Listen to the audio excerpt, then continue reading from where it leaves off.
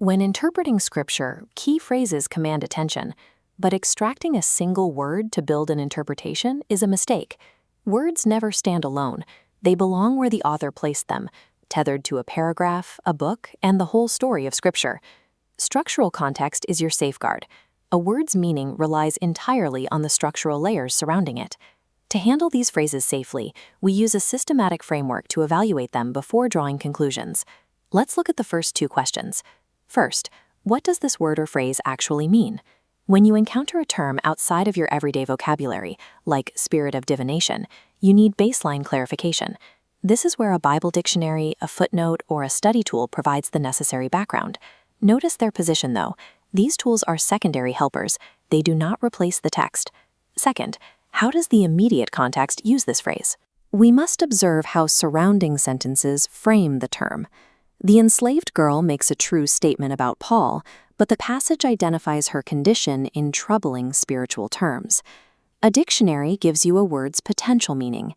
The immediate context dictates its actual function within the specific scene. Third, how does this detail fit the passage flow? You must map the sequence of actions.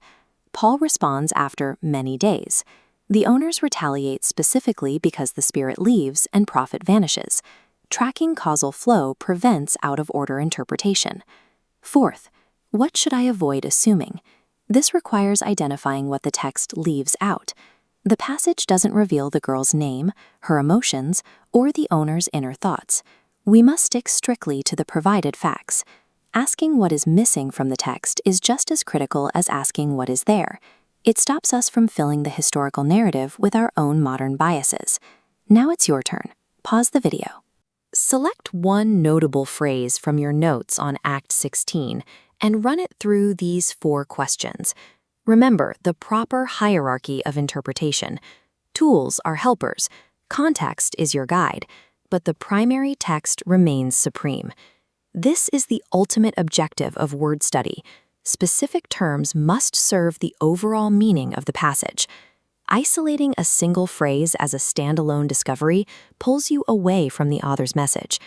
True understanding requires anchoring every detail securely to the main narrative structure.